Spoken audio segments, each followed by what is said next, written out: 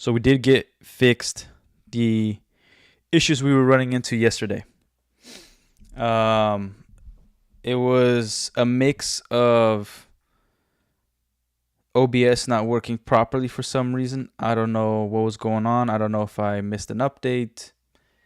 It was like the sound wasn't going through and then it would echo. It was like a bunch of stuff. But then I figured out some new ways to do things, and it's working out. So today we're actually going to be able to do the stream. By the way, everybody, happy Thanksgiving. Yeah. We're going to get to it. So what I want to talk about, we will be talking about a little bit about Ray Park. Also things that I mentioned yesterday. Towards the end of the stream, we will be talking about the project that Ryan Gosling's a part of, and just going through. We're gonna do a reaction to Star Wars Theory, specifically his the attack from Leslie Headland. And I call it an attack because even though she didn't explicitly say this is the YouTuber, she calls out YouTubers and fans, and she does everything but take accountability. She doesn't take accountability. If you've read the article, she kind of points out that, like, pretty much if you have the wrong opinion, you suck. And that she tries to go past what she tries to hide the fact that her project was crappy by like every single possible metric. Like she says, like, oh, YouTubers, the fans will always be bigger than Star Wars itself. Like, no, it won't. You just don't have good Star Wars. And if you guys didn't know, I've been following Star Wars Theory for a long time. And when the Acolyte was announced, he wasn't super positive, but he wasn't negative at all. He was actually excited with the premise because the layout sounded decent, at least to me, but it was okay. To him, it sounded like pretty good. And obviously we got what we got, where you destroyed Anakin's legacy, you destroyed what George Lucas created, you brought characters that aren't supposed to be alive, you had to change lore to fit your story, which is a huge issue. Like we spoke about it before, like we spoke about it yesterday. If you have to change what came before to fit your story or your narrative, then you don't have a good story. And again, you don't have to make a prequel, a sequel. You can make your own story, not involving the Jedi Order. You can make cameos, but there's things that you can do. Yeah, but those of you on Kick, welcome. Final Cassette, sup. But yeah, so let's get to it. Let's get through the reactions. I'm gonna remove this.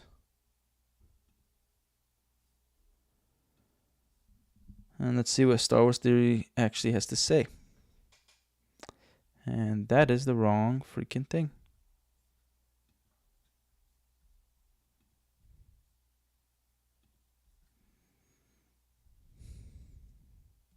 Back, leave a like, and this is going to get pretty wild. Let's do it. Headland explains that making the Acolyte was always a major risk. He says it was a new part of the timeline. It was all new characters. It was a part of the lore where you couldn't use a stormtrooper. You didn't have the reference of the politics and war that Tony Gilroy has brilliantly exploited in such a genius way in Andor. But all that iconography and all those visual... Wait, hold up. So, because you couldn't use stormtroopers, your story sucked? Is that the logic that we're going with? Like, yeah, you have a new timeline, all new characters. Like, if anything, that's the recipe for success. You don't have to play off of the old characters. You don't have to play off the old politics. You can, and they gave you free reign. Good Lord. I'm going to go off what Theory says and Leslie Headland, but you practically had free reign to do whatever the hell you want. Like, and you did that. You changed the lore completely. So, oh my gosh. Okay. References are original trilogy references. And our references were the High Republic novels and the Publishing Initiative, and then the prequels, High specifically Republic with sucks. the lightsabers. Nice. I would argue, right off the bat, that there is so much more iconography with the prequel trilogy and the depths of the weeds that you can get into with different Jedi and using the Force Yeah. and whatnot. And you're now going 200 years before that with Yoda and so many new characters you can bring into the mix. And the first thing she did was to bring a character who wasn't even born yet, Kiadi Mundi. We must. But I didn't look it up, but is that the original actor? Regardless, the makeup, that's something that Disney constantly does wrong. The makeup, the hair, it's terrible. Not only the style, but even to original characters like Qui-Gon Jinn, his hair was like super long. Like it to me, it feels like they're not watching the movies to get simple things like the hair length, the costumes. Like Kiadi Mundi's fat. Obviously, this is the High Republic. Uniforms. If you, like, nobody's read the damn comics, so I don't know what is that we're supposed to actually take away from the Acolyte, all other than whatever you. If you were a fan of the EU like me, like F off. If you were a fan of George Lucas, F off. Like, that's all that this stuff has been saying to us. Like, this is dumb. It's really, really dumb. But let's get back into the video. The High Council. Who not only shouldn't have been there, but also saw the death of Jedi, saw that a group of Jedi were hush-hush about it, and then never told Yoda. Oh, I already know this video is going to be rough, man. All right, let's get it. Not only did they not tell Yoda, but like I think it was I can't remember if it was Leslie Headland or it was Dave Filoni or some other person that was involved with the new Star Wars projects. They said like, well, you know, it wasn't really Sith. Like, they can't really know that it was Sith. And I've made this point the other day. Like, Qui-Gon Jinn, all he did was fight Darth Maul and felt a disturbance. And he literally says like he was training the Jedi arts, and his only conclusion was that it was a Sith Lord. Like, that's how sure he was of it by just being in Darth Maul's presence. And we're freaking, what are we doing here? What the hell are we doing? Gosh, it's like it's not just like cope, it's just dumb, man. It is freaking dumb. Anyways. Let's get to the part where she starts blaming, I don't want to say me, but probably. There were so many people on the internet saying that I was the one who caused the Acolyte to not be renewed. I didn't know I had so much power, man. I didn't know I had that much pull to be able to speak my mind and cancel a $250 million show. Is it possible to learn this power? Do I have the same amount of power to get a proper Kenobi season? Do I have the same amount of... Not through Disney. If you guys... Those of you who have been a Star Wars fan for a long time, George Lucas actually loved it when people made fan films, when they would do their own projects. I think at a time there was a time where he wasn't too keen about it, but he actually encouraged everybody to create their own thing. And if your way of doing that was taking something like Star Wars and expanding upon it in your way, like, he was all for that. So yeah, you might have had some power at some point. I wouldn't say like the fans aren't stupid. Like, real Star Wars fans are not that dumb. We're gullible. We give too much hope when isn't deserved, but we're not like completely retarded. Which is like, if I watch Star Wars there and he said everybody quit Star Wars, like, that's not gonna make me quit Star Wars. What's gonna make me quit Star Wars is this crappy universe that we currently have. Like, I'll be honest, without even knowing, like, I stopped watching all the movies without even realizing it.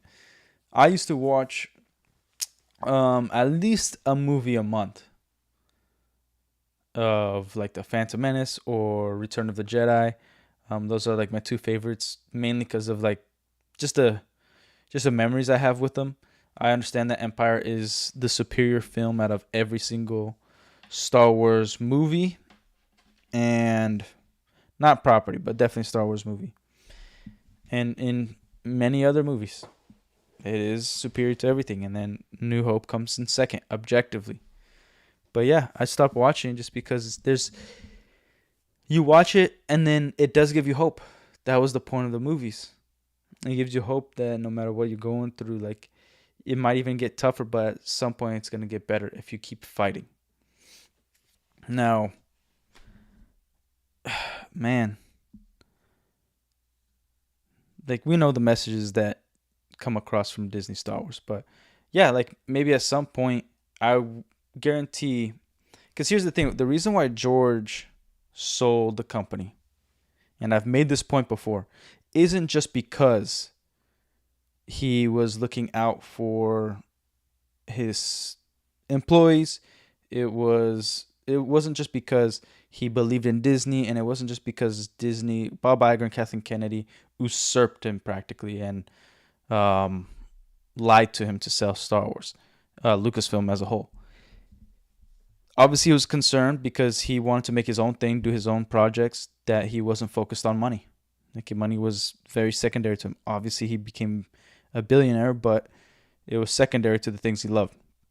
The main reason, I wholeheartedly believe, is he didn't see the positivity from the fandom.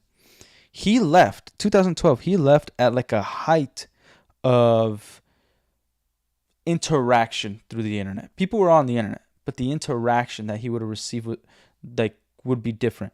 This guy, he left at different eras that that he should have stayed in. But let's focus on the era of him leaving and right before. When he was making the prequels, he was getting hate, like literally handwritten letters sent to him, sent to Lucasfilm, and he was reading them. Okay? Like, think about it. How many times, what do you say, a llama going on a picnic? I don't know, front burner. How many times have you like actually said some positivity towards somebody, towards a property, versus things you hate? Like when I play Master Duel or Halo online, I'm talking way more hate than praising somebody. You know what I mean? But when you have a YouTube channel, the comments are most likely going to be positive towards you. There's going to be haters, and I think there was like a psychological study of versus negative and positive. When you hear one negative thing, you need to hear 7 positive things in sequence to get rid of that negative thing in your head. And like it's drastic. It is big. So from his understanding is Clone Wars and a lot of that stuff, like Republic Commando, the game, even the book, like only became successful years later. So what happens? Clone Wars, as fans, we were talking about it. It was like we would be like, oh yeah, it's cool and whatnot. But on the internet, it was kind of getting crushed a bit. It's like, oh, it changes this lore, which it did. There was a lot of lore changes from the EU that the Clone Wars took away, that David Filoni like ruined. Especially like the EU, the books of what Mandalore was about is so much better than what we got in the Clone Wars and things after. But I digress. So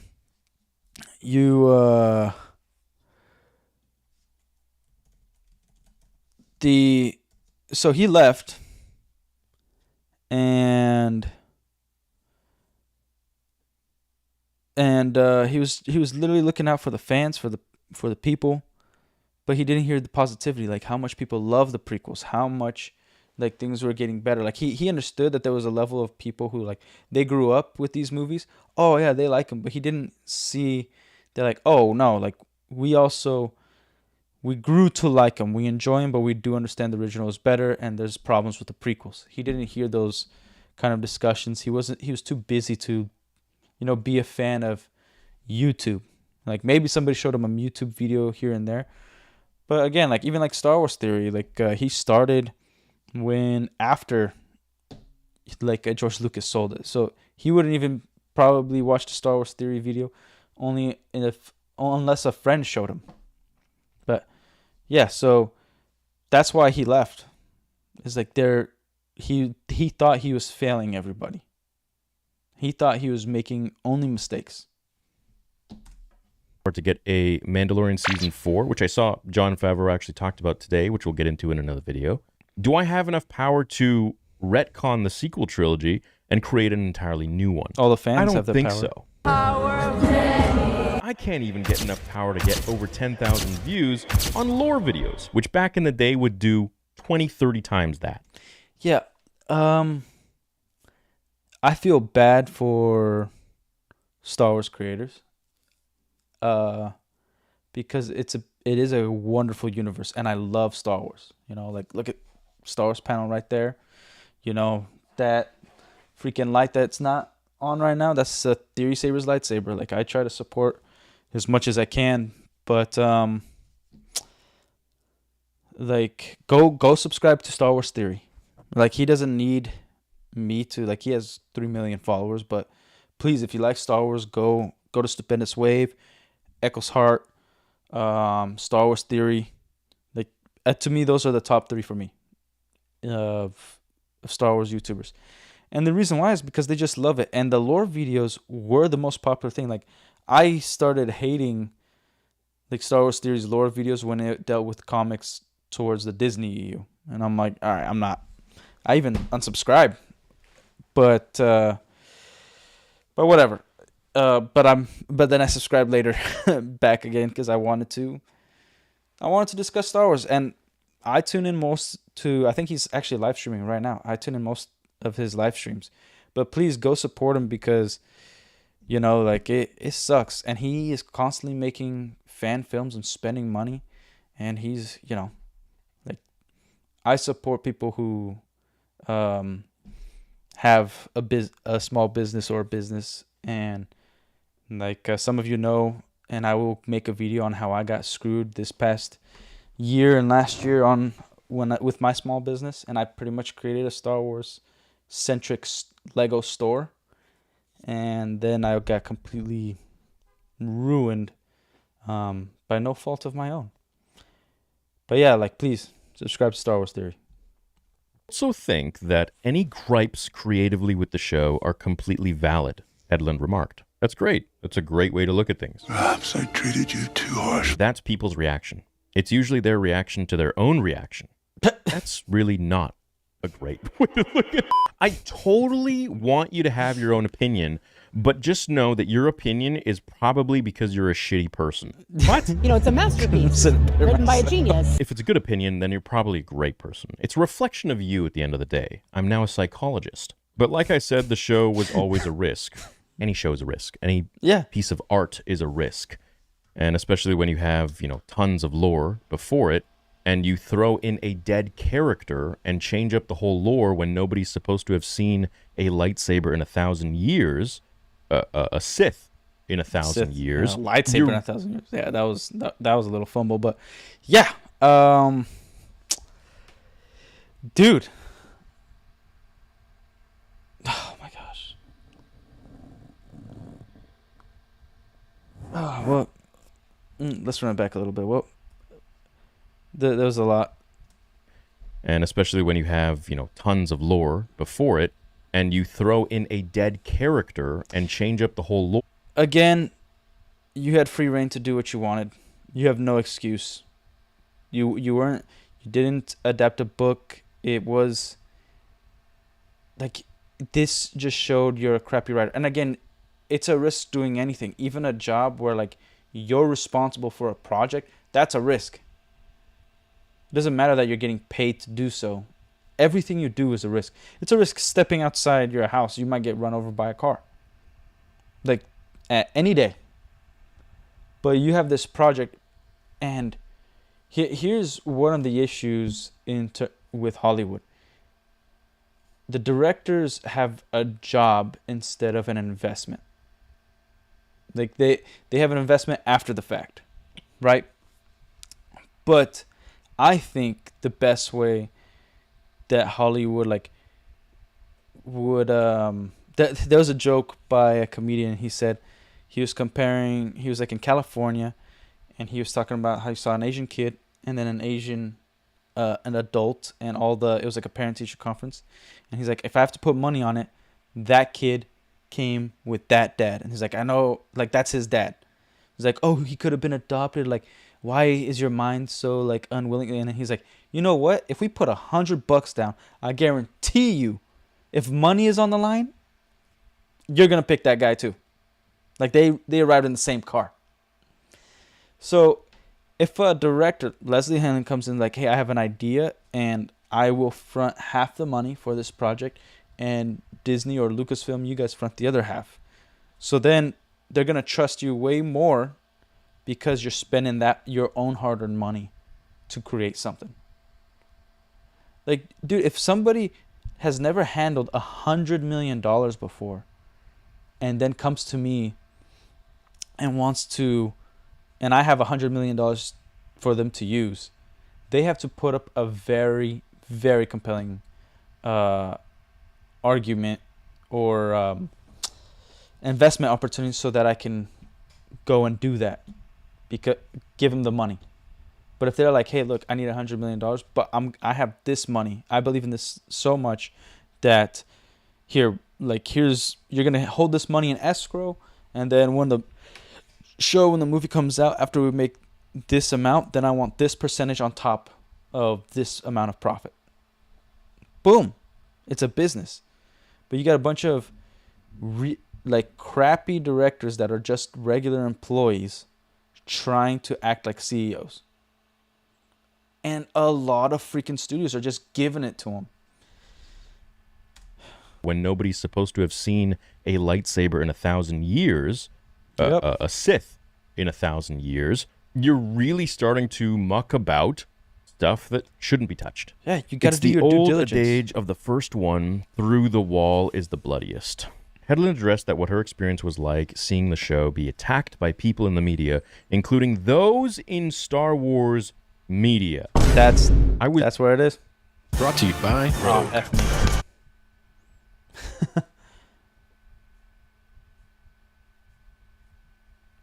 There we go. I don't have ad blockers, so enjoy that. Not online, Hedlund says. However, I am a Star Wars fan, which means I have always been, since the launch of YouTube, part of the Star Wars recap, criticism, ionization fandom community. These guys I've known for years and years. So when I got the information from others about what the weather report was, there was this real concern from friends of mine. Others is her wife. I know. Gross. But that's where she's getting her reports from. Dude, do your due diligence across all boards. That's how constructive criticism is how you get better. But you think you're like, crap don't stink? Co-workers of mine. And I was not... saddened me. The show saddened me too. Yeah, the show I've given up made trying me to argue almost with kill you. myself. I also was like, I know who these guys are. You don't have to tell me who's talking about it or how bad it is online.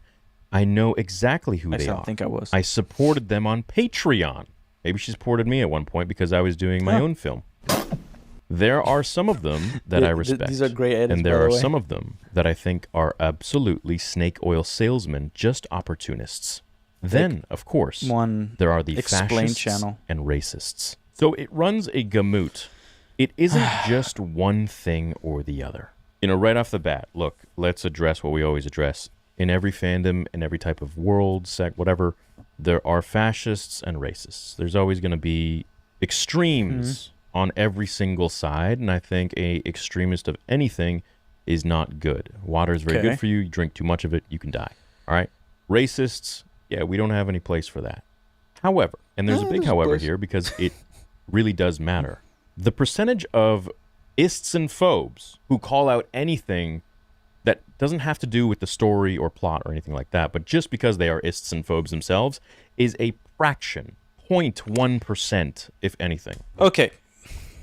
These ists and phobes that Leslie Hedlund is referring to, this is where theory is wrong. The phobes that she's referring to is Star Wars theory. It is people like me who like care about Star Wars. Star Wars theory is Canadian. If he comes out and is like, I support this particular president, we all know the current U.S. president, most likely he's going to be labeled an phobe by Leslie Headland, Kathleen Kennedy, Bob Iger, anybody in Hollywood. And that's that. Like, it seems like woke is dying, but let's not forget, it's not really, it's just quiet. You know, it's like a sleeping bear or a ticking bomb underground. Like, it's going to be bad. And there's some actors trying to get ahead of it. Like Jennifer Lawrence is one of them. Or maybe she actually saw the light and was like, yeah, this is... like, I can't take this anymore. But these Islamophobes and, like, racists, like, who's actually being a racist? Because you got to also dig in. Like, there was... that one Asian chick from Last Jedi, her social media, where there was like a bunch of racists coming on, and yeah, there was like some pretty terrible things. But when you look at their accounts, like most of them, they were just an account created to hate on this actress, and like that was the only time that they commented on a post. They commented on somebody's Instagram page or whatever. So no, like it's not a fraction of the community. It's probably nobody in the community. It'll be really hard to be a full-blown racist and still be a fan of Star Wars. Like, you're gonna watch Mace Windu. You're gonna watch Lando Calrissian. You're gonna watch whoever else is in there that's not white, because that's who they're targeting.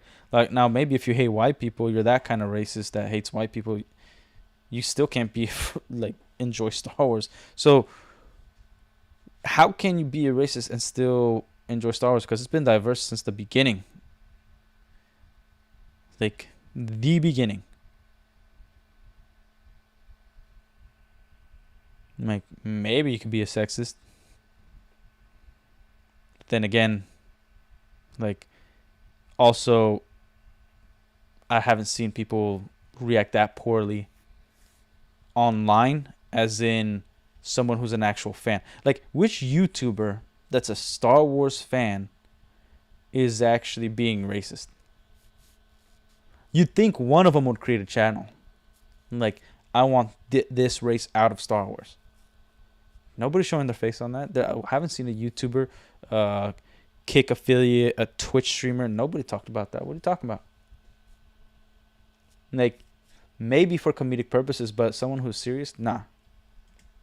Right, taking over. And I think it would be really ridiculous to cover 99.9% of people out there who are fans who are coming up with constructive criticism as to why they may not like a piece of art which has a long-standing level of history and lore and guidelines and things that you have to adhere to brush them all with the same of that 0.1% of ists and phobes.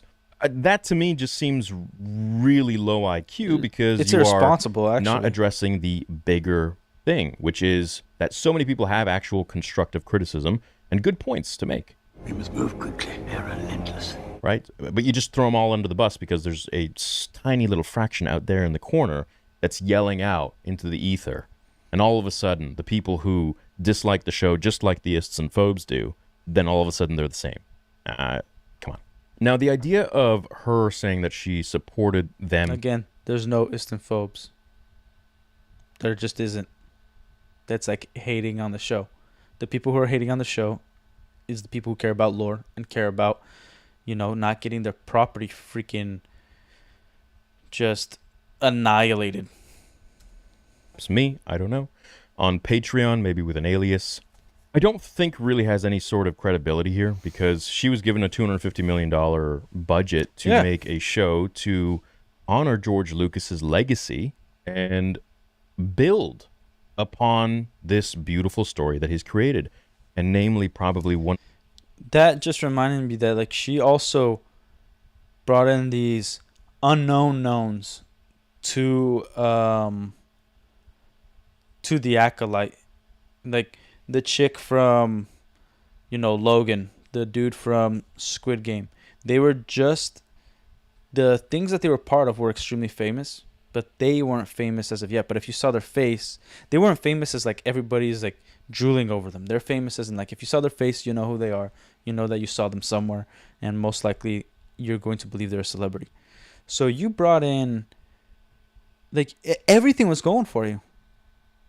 You did everything to make this successful other than give a damn.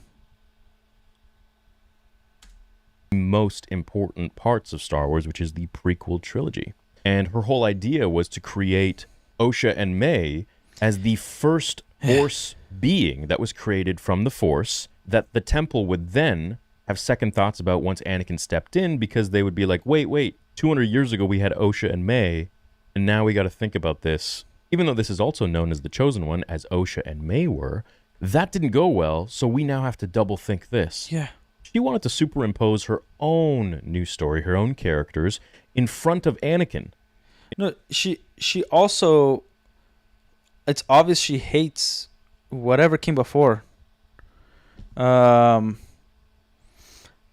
Like, she hates the fact that Star Wars is popular. She hates it. She doesn't care about it. Yeah, like it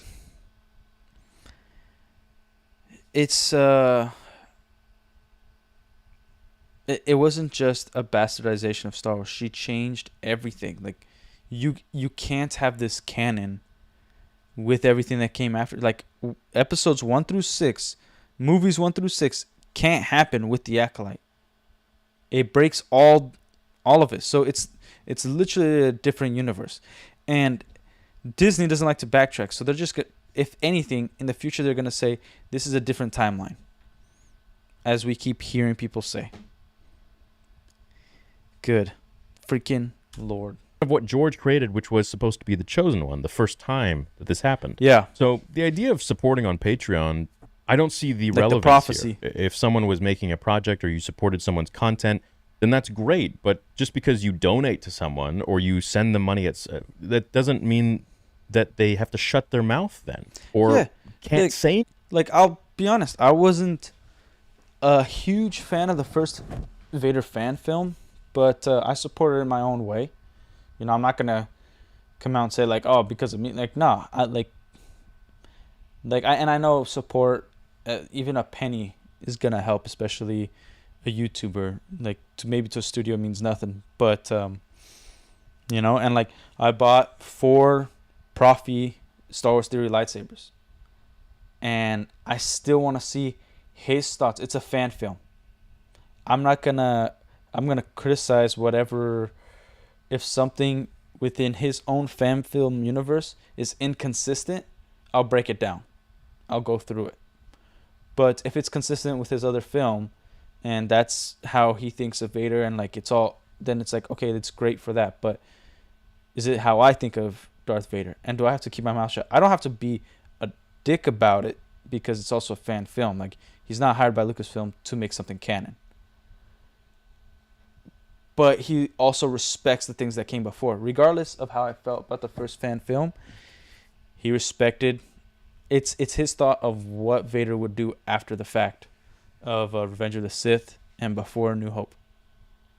I have no hate on that.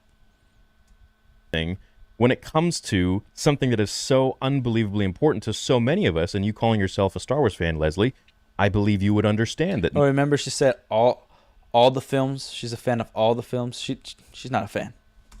Money in the world can buy you, unless it's $250 million. I'm absolutely terrified. I've worked Harvey on this Weinstein for 4 bought years. her. It's my baby. What are you talking I about? have combed every moment, No, you haven't. every performance, every You're an stunt. idiot. Hedlund continued, says the article, so in some ways I wasn't surprised, and in other ways I was disappointed. I think you always do that when you create something. It's just that Star Wars is on a massive level of visibility.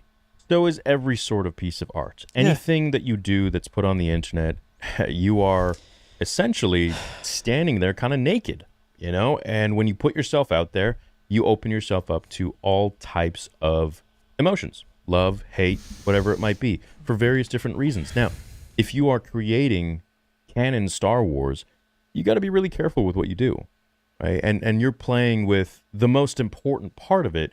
You're using Yoda. You're using Darth Plagueis, which is a character that is so beloved, don't even but get no me one's started. ever seen before. Just a cave but douche. everyone knows about. You're creating Plagueis for people who are diehard fans, the nerds. And it's the first time we saw and you're putting him Plagueis. on screen, and you know those guys are going to know who he is. And you do him like that?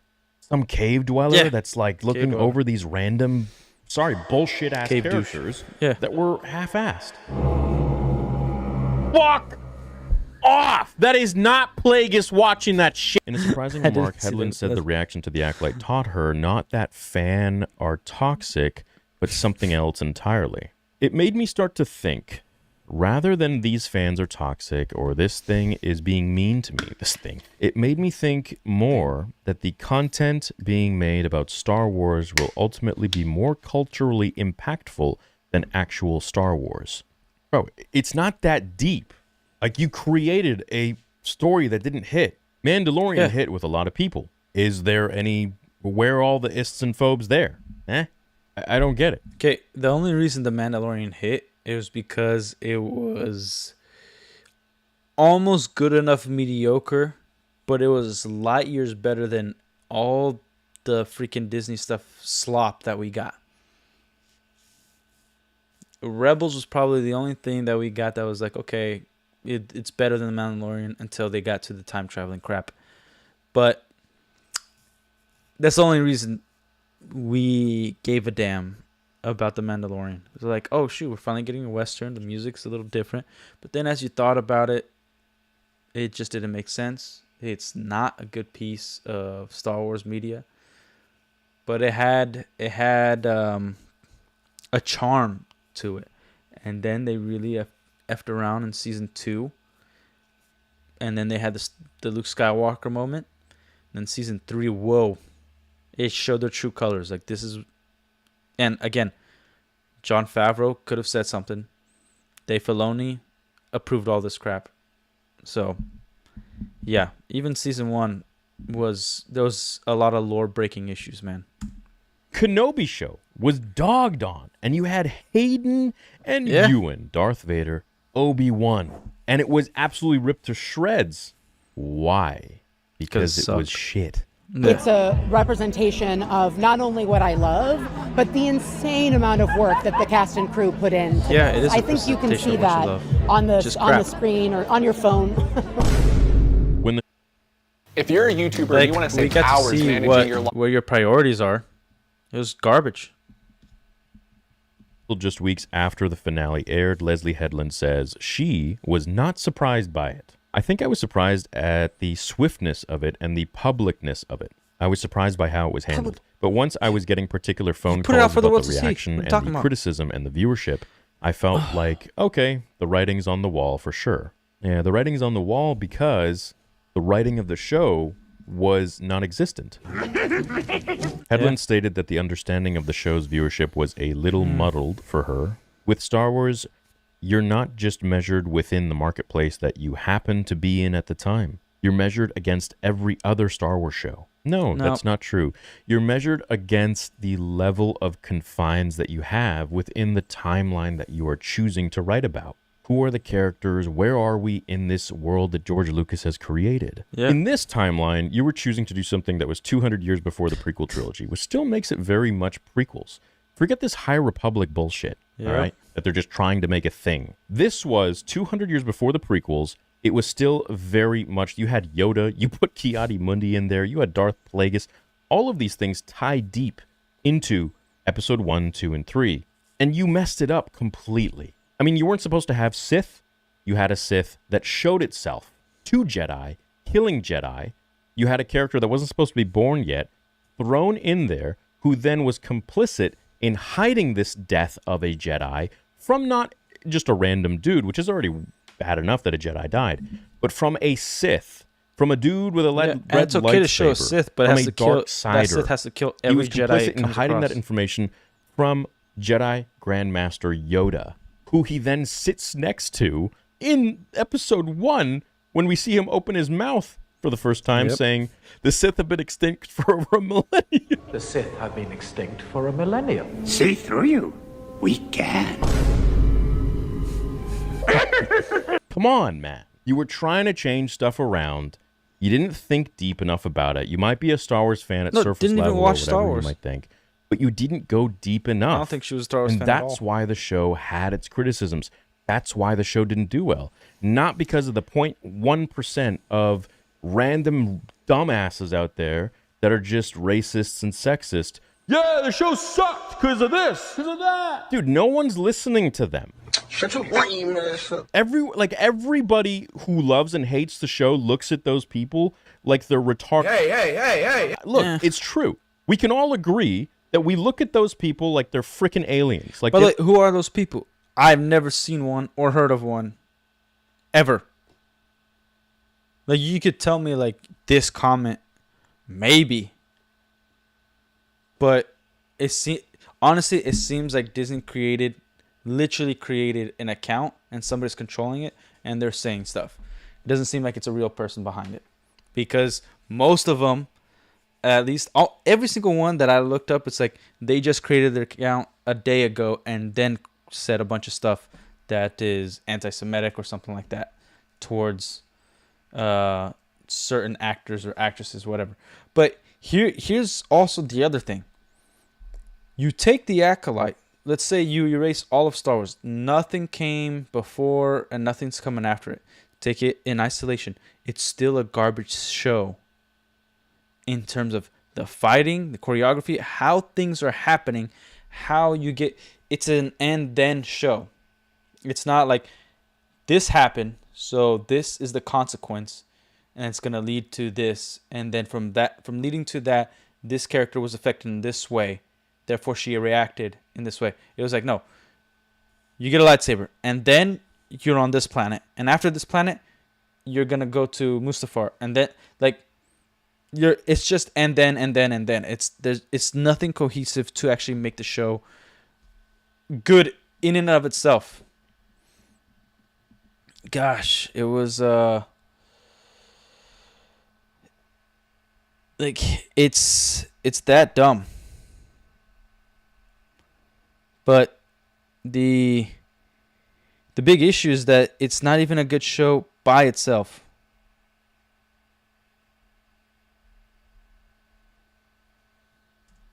Along here. All right? But just because they don't like the show, just because they happen to realize that it's shit, and we don't like the show because we happen to realize that it's shit and doesn't follow along George's path and the confines that he made, doesn't make everything we think the same. It's not that hard to figure out. Absolutely. Can you imagine? Okay, if there's one AI site builder you need to meet, I need to get ad blocker. It's way too many ads. And I honestly don't care. Weird, man. Yeah, so let's get to the Plagueis thing. With Darth Plagueis making a cameo in the finale and May and Chimera teaming up, the Acolyte certainly left off a cliffhanger. Hedlund revealed that she had started to develop ideas for Season 2 before the show was canceled. My showrunner and I had a lot of ideas going into Season 1, so we definitely were thinking about that, specifically with Manny Jacinto's character. We always knew that Lee Jung-jae was going to be the emotional anchor of the first season, watching the deterioration of that father figure. So we had already thought ahead and thought about what type of relationship we wanted to look at in the second season. We had talked about all of that from a thematic and character standpoint. But in terms of actual narrative, there were only a couple signposts that we knew we wanted to hit. Ultimately, though, Helen said she has no regrets about the show. You should. I'm absolutely obsessed with Star Wars. I still am, and I love my show, and I know that it was wonderful. Okay, listen, I've taken a lot of L's being on the internet. I've had some hot takes that I look back on, and I'm like... yeah, I just think differently now. Or maybe I shouldn't have said that. Or what the hell was I thinking? You're just too nice in the past. Or no, I stand by that. And I think that that's really important in just your life and journey as a person in general. You know, forget all this internet crap and everything like that. just as your own journey, I think it's really important to be introspective He looked and better kind of with, see yourself from a without third beard. person and be like, what kind of person am I? Leslie. The majority of people that didn't like this show didn't hate it because of the 0.1% of assheads that are racists and sexists. The majority of people didn't like this show, and I'm talking to you. I don't know if you're going to watch this. I don't know if your wife's going to watch this or someone you know is going to watch this, I'm sure. I don't read anything. My wife just gives me the weather report. But the reason She's we gonna didn't hear like this show is because it was bad. And I've given my points as to why it was bad. So many people have given their points as to why it was bad. And one reason why I try to be so composed nowadays, now that I'm like entering my late 30s, is because I've noticed that it really detracts from your arguments when you are overly emotional or making jokes or things like that. If you are able to just not eloquently acknowledging get it across at your all. point with facts and respect and being not monotone, but being extremely composed, which I feel like I'm doing a decent Or just job of, humble. it eliminates Just be any humble. sort of misunderstanding of this guy is over emotional or whatever else, or quirky, or just doing it for the bit. That's great. That's a great way to look at things. That's people's reaction. It's usually their reaction to their own reaction. That's really not a great way to look at it. And I think that my videos really get the point across as to factually why the writing in this show didn't land. So, you know, just if you can put aside your ego for 2 seconds, and I'm sure this to you was your baby, you loved it, you spent late nights writing it, He doesn't you know a thought lot of this was lesbians. amazing, it got $250 ego million stays. from a major studio, from the biggest studio, and you made a Star Wars show, and you were like, yeah, this is awesome, and you were excited about it, and I'm sorry the show didn't land for you, and I'm sorry the show didn't land for us and so many of us. I'm not sorry. Not freaking sorry at all. If you go back on my channel, years and years and years, I have... Dude, let's not forget who this chick is, man. She was the personal assistant to Harvey Weinstein. All the crap... There's an argument to be made of what he actually did versus what he didn't do. Okay? But one thing that he did do, and he confessed to, was using his position to get... you know, sexual perks so that he can make somebody famous or get them a job. Okay? She knew what was going on. Maybe she's one of those people that indulged that, and that's how she became the assistant. But she knew what was going on, man. This is not a good person. Like, I would love to give the benefit of the doubt. You know, I'm all for forgiveness and becoming better, but she has shown no sympathy or empathy. She's never really spoken out about it other than like damning him. But fine, like let's say she forgave herself and she moved on from it. She still has a way of really not caring about anybody or having empathy or really taking care of things that aren't hers. She needs to provide her own politics and ideology for the things that she's involved in. Look at everything she's involved in. Look it up. They have a theme. It has a theme. A video, I think it's from 2018 or 2019, talking about the Acolyte.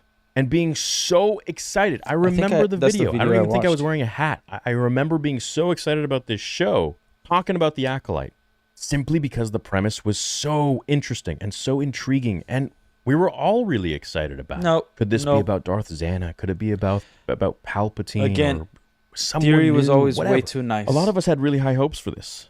And like I would say not even half were excited about this. Not even half of the people, half of Star Wars fans were excited about this.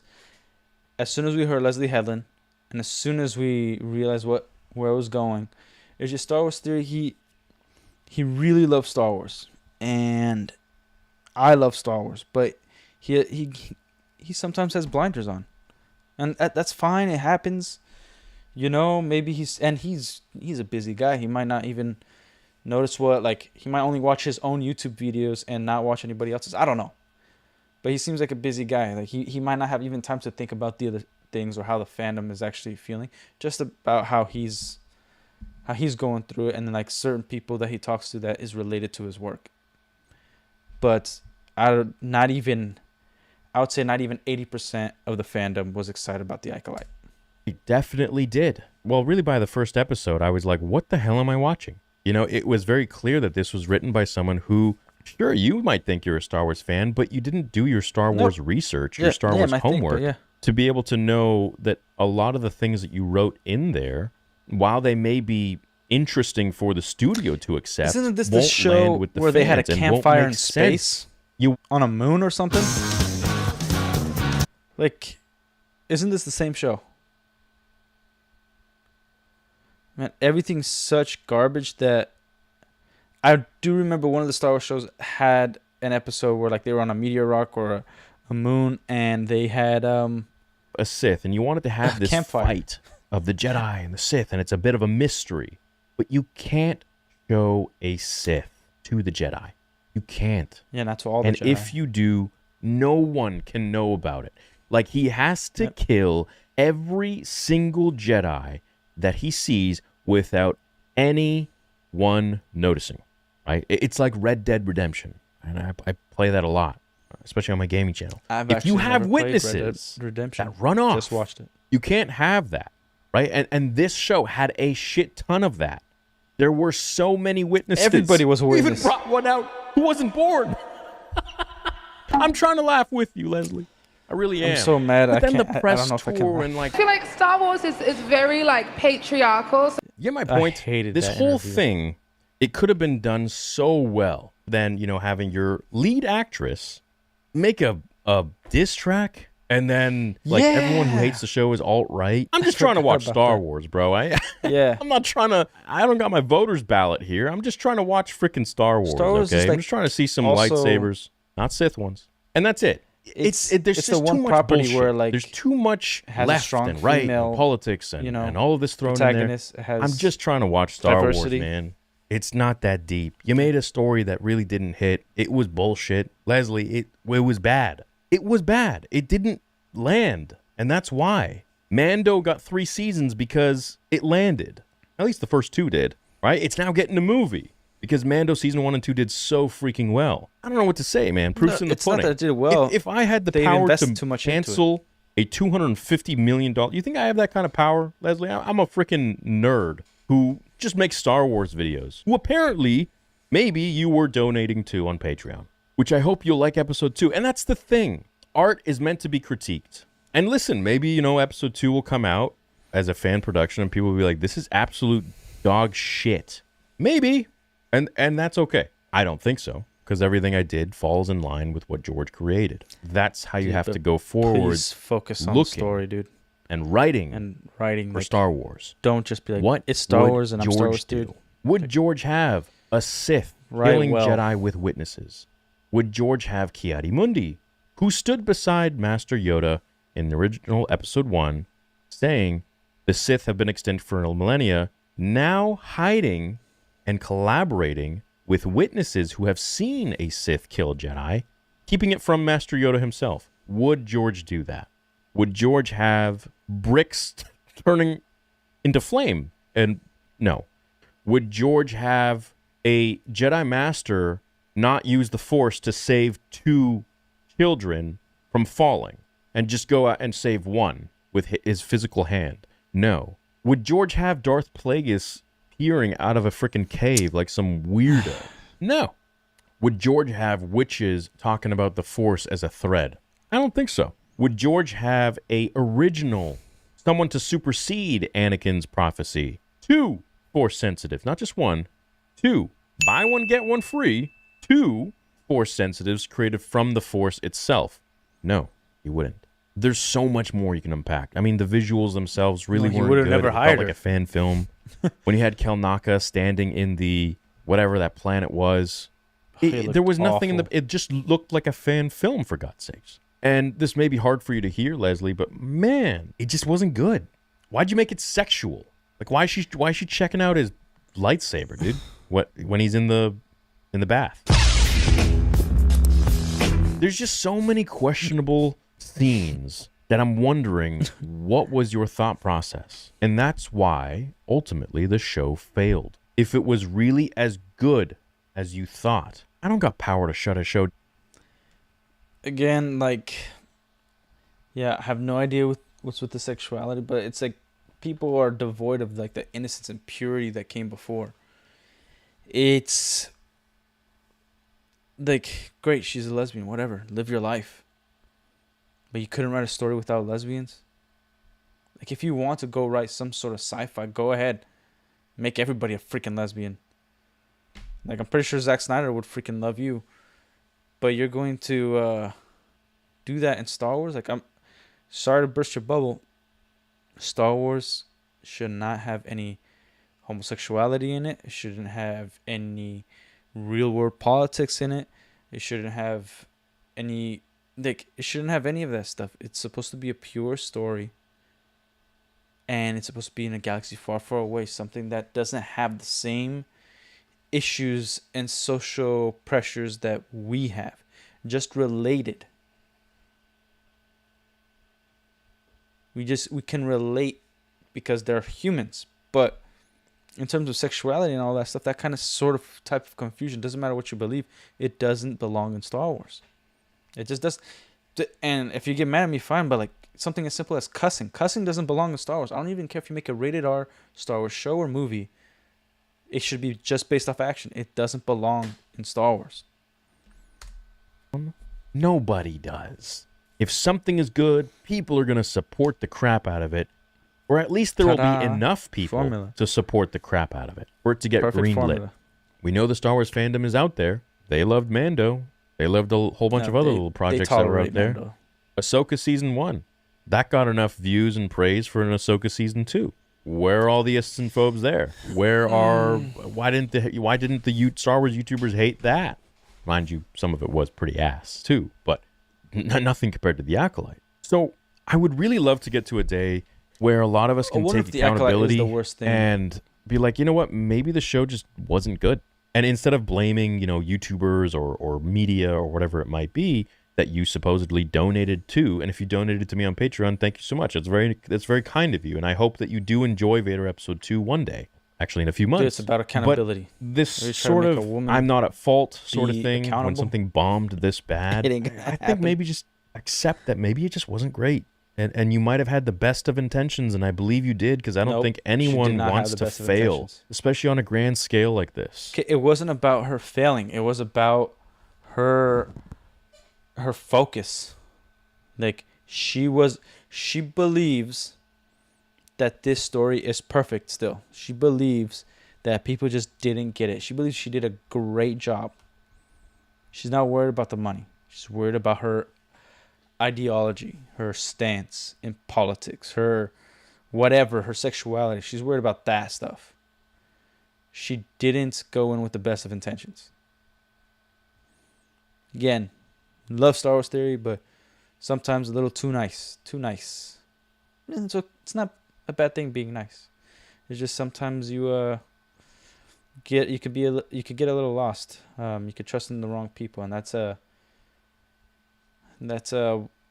of my big mistakes for losing my Lego store. But I think that you missed the mark on this one. Yeah. You did. And that's the nicest way I can put it.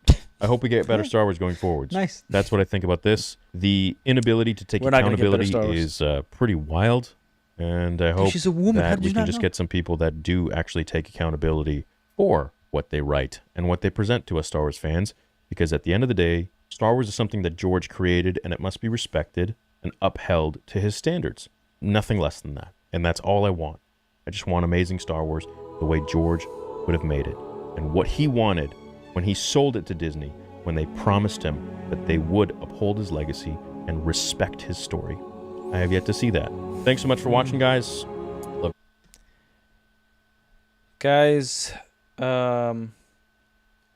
please subscribe to Star Wars Theory.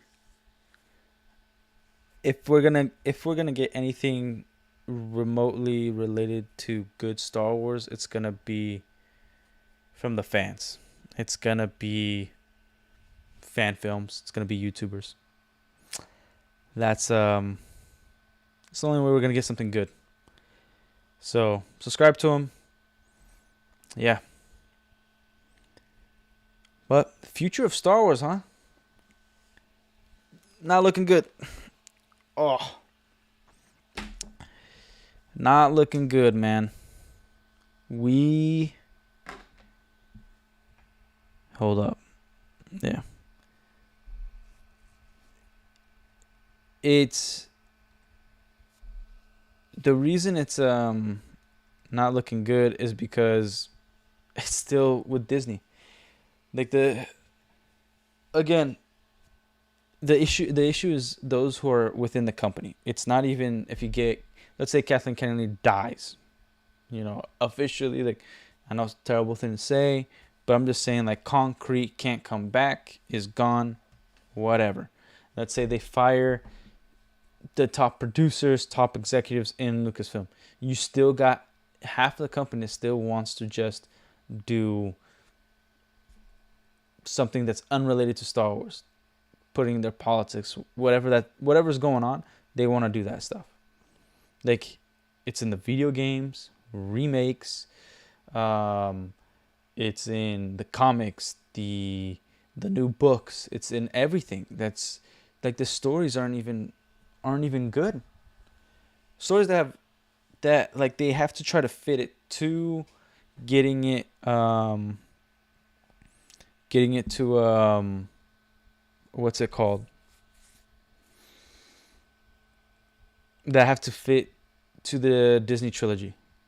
They have to somehow write a damn story in relation to that kind of lore, but they can't even fit it in their own type of lore. Because even if you're not doing a sequel or a prequel, but you're doing a Star Wars project for Disney, the things they did has changed how the Force works, how lightsaber combat works, how ideology works. They've changed a lot of freaking stuff. So it's different. It's not Star Wars. They try to write a Star Wars property, show, whatever it is, in relation to the accuracy of Disney Star Wars with their lore. Forget about what they did. Just think about the Force abilities. Think about the world between worlds. Think about all this stuff that they implemented in that complicates everything. Because when you write a story that you add superpowers, like the new Superman, Lex Luthor being able to make a different universe and cloning already causes a problem for any movie that comes after in that universe. Like, being able to make a Superman clone provides a lot of issues, and you think the military is not gonna want that? A whole army they could control that has the powers of a Kryptonian, Superman specifically. As far as they know, the most powerful being they've ever seen. Green Lantern holds the most powerful object in existence, but the most powerful being they've ever seen is Superman. From as far as we know, they could.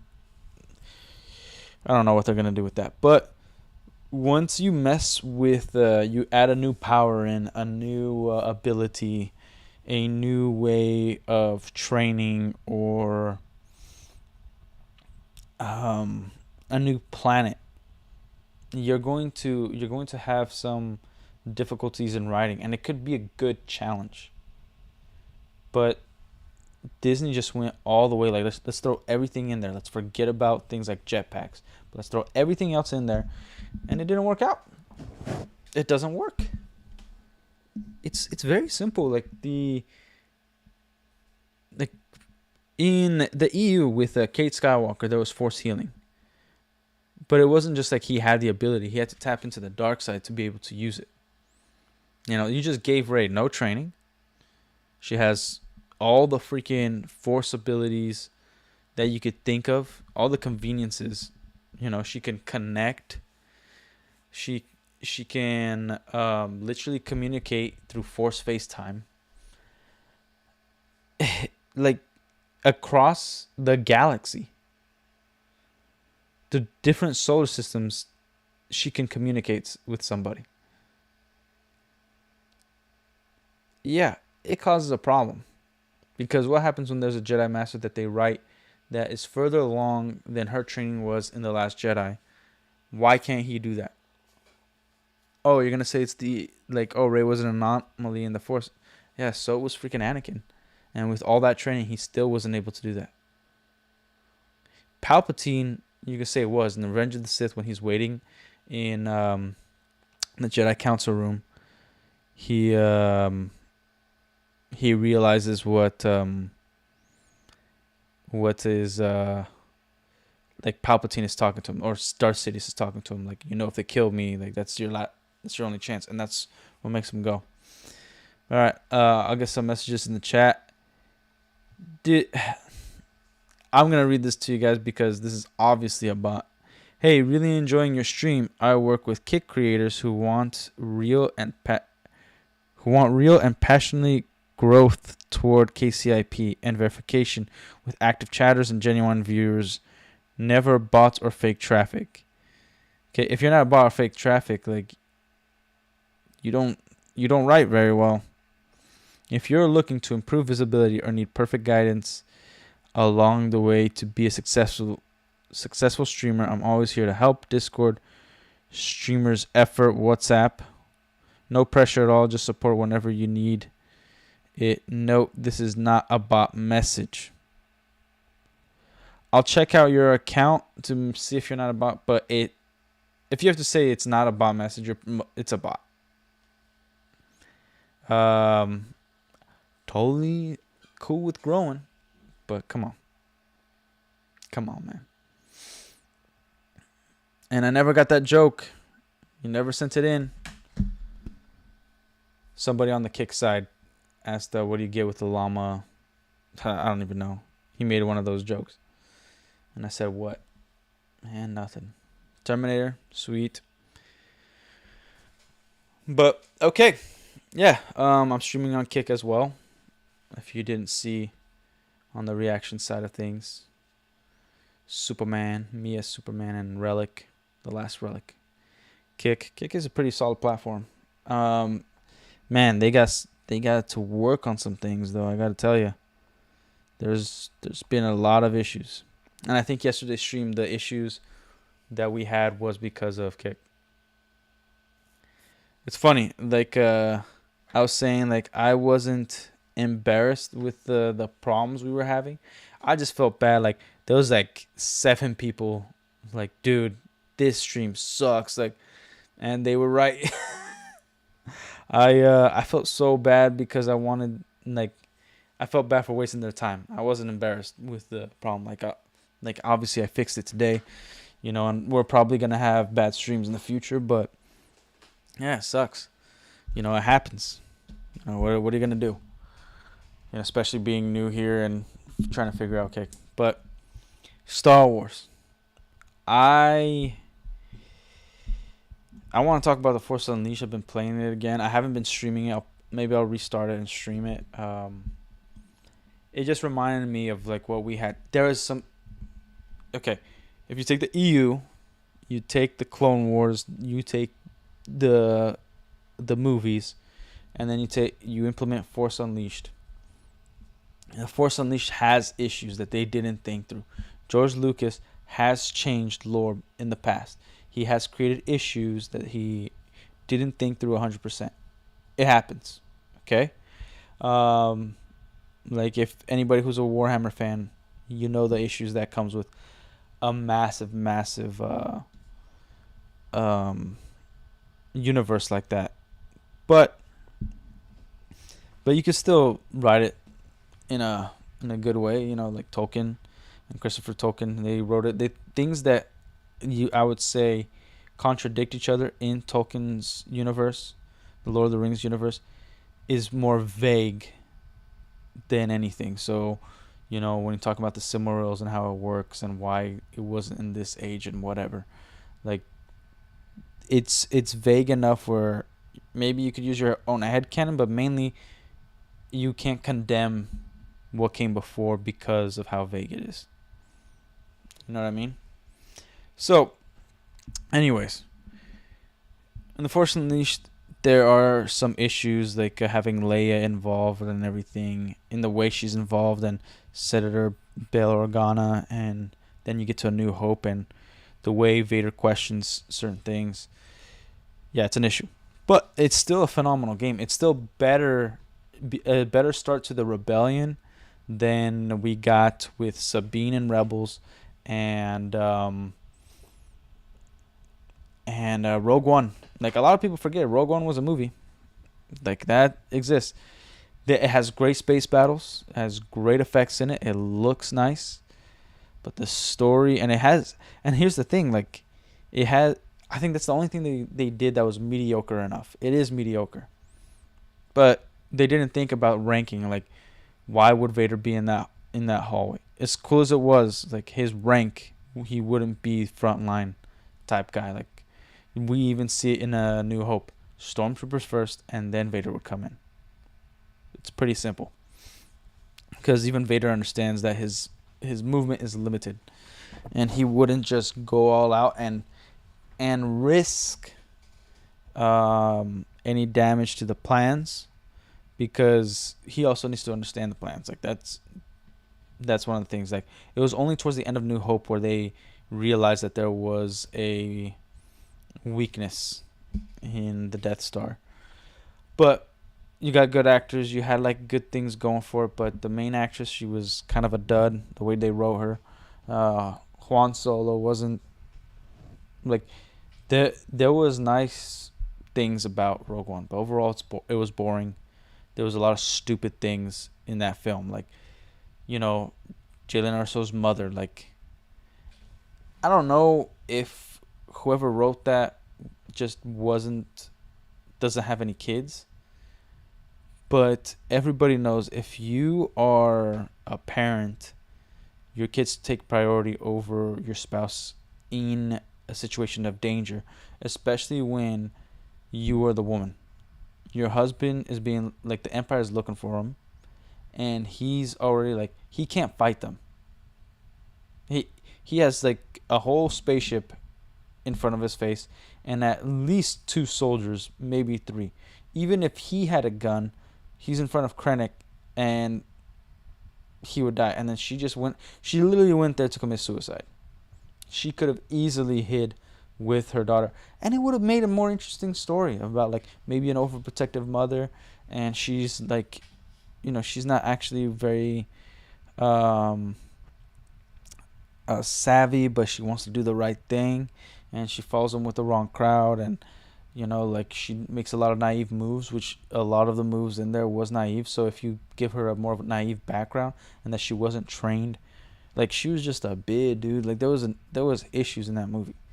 But Force Unleashed, if you're going to play a game, any Star Wars game, I think it's the perfect introduction into the original EU lore built through a video game. Like KOTOR, I would say you would have to, a lot of people, especially old school Star Wars fan like me, like, get very subjective, like, no, you should play in terms of release, like, of games when they released, and novels. Like, not necessarily. Shadows of the Empire is still a very hard game on the Nintendo 64. Like, Battlefront it's very, very fun. Like, the original Battlefront, I'd recommend. There's some lore stuff there with how the chips actually worked, the chips for the clones. When they executed Order 66, it was more so like it overrides, but they were soldiers and they actually made the choice to complete Order 66. There's issues. throughout all of it. But in terms of gameplay and how fun it is, The Force Unleashed is a great introductory to Star Wars video games. KOTOR, you have to learn the controls. It's something that you have to take your time with. It's not a game where you could jump in. There's a mission here, like especially with how people's attention spans, and people do not like hard games anymore in this day and age. But as you become a bigger Star Wars fan, you'll eventually get to KOTOR. You'll get to the Old Republic, all that stuff. But if you want to know what we lost, start with Force Unleashed. And we were supposed to get Force Unleashed 3. Unfortunately, we never got it. By the way, don't know why, but my chat is not showing up here on OBS. I have no idea what's the problem here.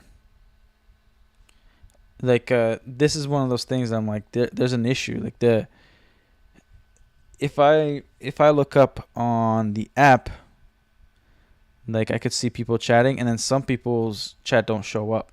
If I go to the website, like, Kick, you guys gotta fix this.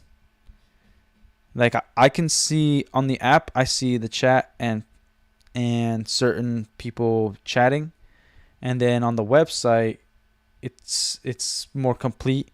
And then on OBS having the chat, the Kick chat, it ain't working. So I'm gonna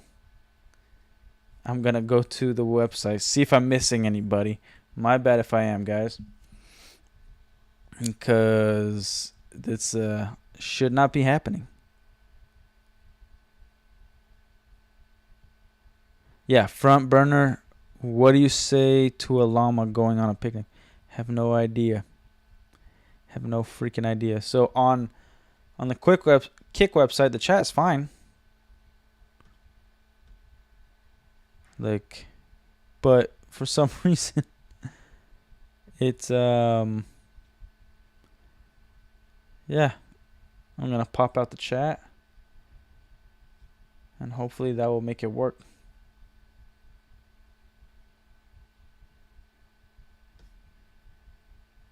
But damn, freaking yeah, Kick needs to get better at some things. They're not syncing up. But yeah, I'll tell you guys a story with Star Wars. So as you guys know, I'm a pretty big Star Wars fan. I got this is a Death Star. This light right here. I don't know if you can see it.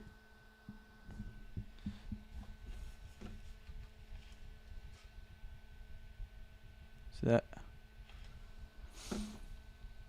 My sister got me that, and at the Lego store, this is one of the Star Wars panels that, like, I had like a Death Star entrance that we were making, and we never completed it. But you walked in and it was just all dark. You had these light panels that like lit up the way, and then you walked in and it was just an open Lego store. It was awesome.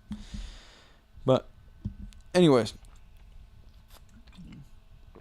when I was 8 years old, in our family, 8 years old, all the kids get like a really awesome birthday party, like a really sick birthday, and of their theme, and like a big party, right?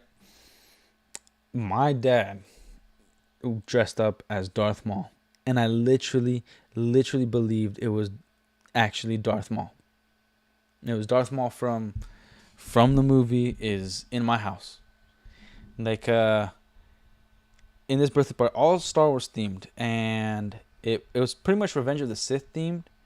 There was Star Wars plates with Darth Vader and Obi-Wan and Anakin fighting.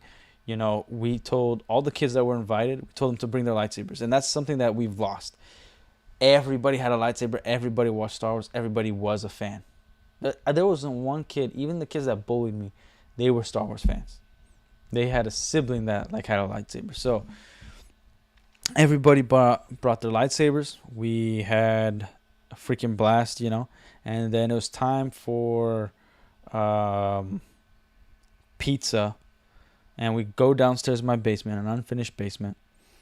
And then there's just this like dark, ominous creature in the corner with his back turned towards us, and with the kind of like you saw Darth Plagueis in the Acolyte, like that, with a hood over, just hunched over. And then everybody's, whoa, like my friends, the other kids were like, oh my gosh, what the freak? Look at that, there's something over there. And then he starts rising up. He's like, I'm looking for Gabriel. Where is Gabriel? I mean, I have to like download that because I have it on DVD. The camera work is freaking crap, but you know, it's awesome.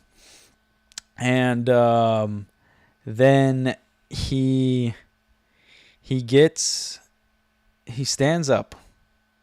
And then he turns around like that, and the face of Darth Maul with the horns up here in the front, and then he starts talking about the Force and how like I don't know. He says something about the Force. Chill art, hey there, yeah, I'm live. What's up? But he starts talking about the Force, and he then I'm talking about my eighth birthday party about Star Wars, and then he's like, in order to get your gift you have to go through me, and then he throws the freaking cloak back and he's in full Darth Maul uniform, and I couldn't freaking believe my eyes. And then he pulled out his lightsaber, just a one, not a double bladed, just one lightsaber, and it was my red one, and I'm like, I need a lightsaber. And then my friend Juan was like, here, use mine. Use his lightsaber. We battle to the death, and I stab him. And then I was able to go get my my birthday present. And this channel, it's literally about just whatever, man. Like, I talk about Star Wars, I game, I talk about pop culture in general. So what's up, Toilet Man Crypto? So, you know, we're chilling here. Like, we talk about whatever. Talk with the chat. We have discussions on whatever it is we want to talk about. So it's going to be overall just a place where you get my thoughts and we chilling. But anyways, I'm opening up my gift. You know, 8 years old, just defeated Darth Maul. But there's like these things that my dad wrote.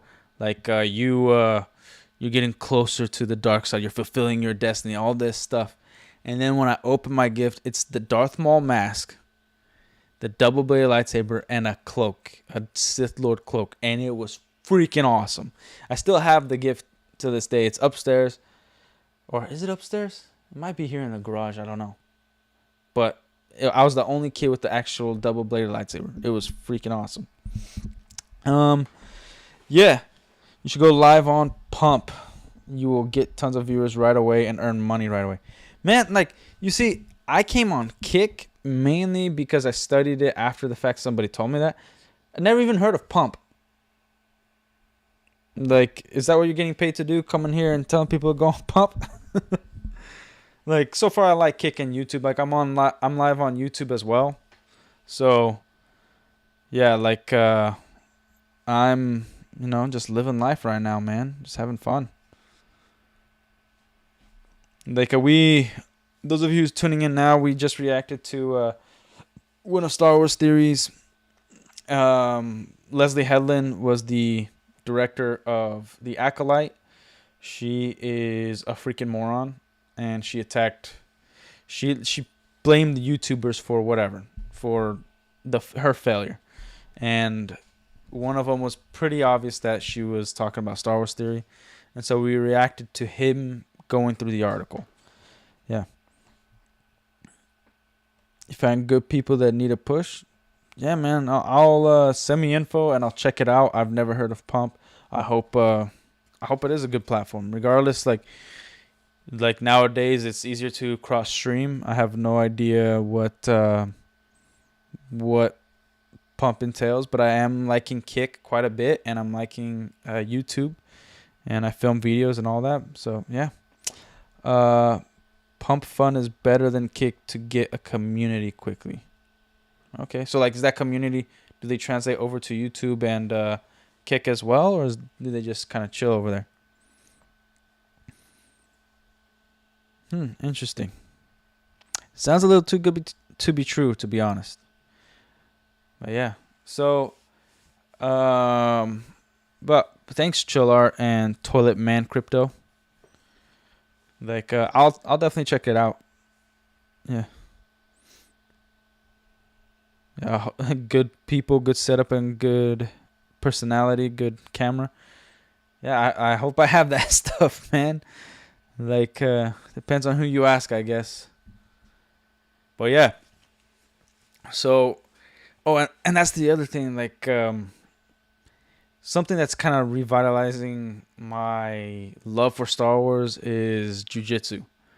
When I'm in there, there's at least like 2 or 3 of us that like we have like Star Wars merch that we could fight with and everything, and like proper nerds. Like if you want to talk to a proper nerd, go to a jiu-jitsu gym. They whatever the reasoning is to be there, I guarantee you it just draws in the autism that nerds have, like yours truly. I have fake autism. It's nerd autism.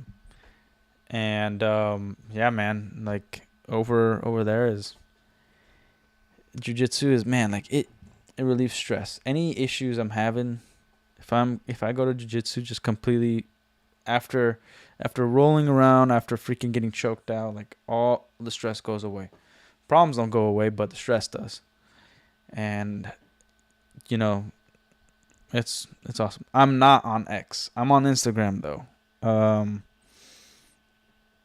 So far all I am is on YouTube. I do have a link to my email in my channel on YouTube and Kick and Instagram, so you can email me there. I'm usually pretty quick in a few days or so. But yeah, like I'm not even on Twitter, and I never had X or Twitter even as like a personal account. It's just something that never had time for, man. Like you should look up some of my previous streams, how rough it was, because I'm not tech savvy. Like not even like my thumbnails, I use the editor in Instagram to make my thumbnails for YouTube. But like I'm cool with that. Like I like it. It's I feel like my thumbnails are pretty solid. I'm having fun. No, like I don't know how to edit videos, so like even the videos I film, like I have to go through my freaking script over and over and over again so that like it comes out all nice. And we're gonna do it in one take. Well, not one take, but we're gonna do it all at once. We're not gonna have like fancy editing, because I don't have time for that. But yeah. But Chill Art, you can find me on Instagram. It's also The Last Relic. You could find, if you happen to find my personal account, you could also email me there or send me a DM there. But you can also DM me on or just send me an email. Like I'm not hiding it. It's lastonerelic@gmail.com. So somebody wants to email me about whatever, like go ahead. Like I'm free to talk. Yeah, like I've even collabed with Sammy Cam, solid dude. There was a couple other guys on there, Halo Littlecool and Coffee. I'm sorry, Coffee, if I can't remember your actual like channel name, but check out. It was like we talked about religion and our own beliefs and everything under the sun from there. Mainly about Halo as well. But go ahead and check those streams out. I also it's not on my channel. Go to Sammy.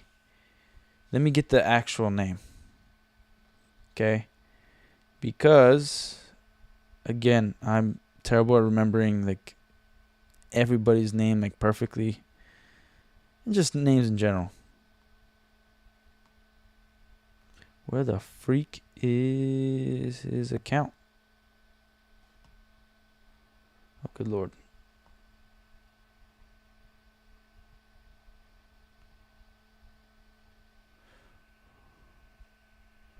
Let me check it out here real quick.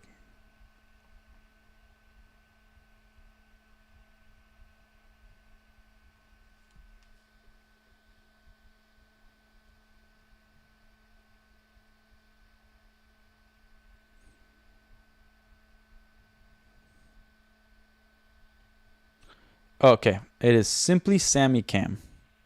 You could check out a few of his streams. I was on there, and we hit it up. I also played some Halo CE, so that was fun. But yeah, like, go ahead. On I think I'm the only one on Kick though. Like I don't know if he's on Kick. But thanks for offering a new platform to stream on. Okay. So, Star Wars. I still love episodes 1 through 6. I have my issues with the Clone Wars animation. You know, Mandalorian, sometimes I enjoy certain episodes. And with Lego, like, it's one of those things that feels so detached from Disney that, like, Legos never really muddied the waters with me. It's yeah, like I could build any mock and still have the same nostalgic feeling of when I would watch Star Wars at home and then just build ships, trying to base it off of the ships that I saw. Like I do have so my dad usually he would build Legos with me on Sunday. It was like his only day like off work, and he was like exhausted. Like there was times where he worked 4 jobs to provide. He is my number one hero, man. He is my hero, and I have a Naboo Starfighter, and it's a pretty big one. It's not minifig scale. It's much bigger than that. But it is like I wouldn't change it for the world. Like I've modified it throughout the years with newer pieces, but we built it together, and I still have it all built up in my closet area. And yeah, it is freaking awesome. I let my son play with it. We have like a whole cockpit thing built in there. Like, yeah, me and my dad, I remember we would take all the Legos we had and just build the Titanic. Just a giant ship, and then we just crash it. So yeah, I have the original TIE fighters and TIE Interceptor that Lego created with the blue and black. Yeah, it was awesome. Man, we had it good back in the day. If you go to my shorts, there's a short that I took it from somebody else. I forgot the guy. I modified a few things, but it was like what was the best era. And it just shows like, the PS2, Xbox 360, Amp Energy Drink, Mountain Dew, Skate and BAM and Tony Hawk Underground. Like it shows all this stuff of like, and the type of music we had and the things that were going on, like how everything was so original. Everything was so like people cared about having their own design out there. It was awesome. And now, like, which I think, other than like caring about politics in your freaking, media, the other side of having crappy stories or stories that are just too similar to everything else is we have stories that the way it's formed is based off a psychological study. Where this is how you keep the retention. This is the kind of information you need to give so that they stick with you. Like it's a lot of things that people weren't too worried about, and that did stand out. Like now it's like you want your design to be like this. You want your thumbnails to be like that. You want your brand that you're creating for some water company to be this simple because it relates to them in this way, blah blah blah blah, relates to regular people like this. And I understand that has its place, but if you're not careful, once you become creative and you're trying to create your own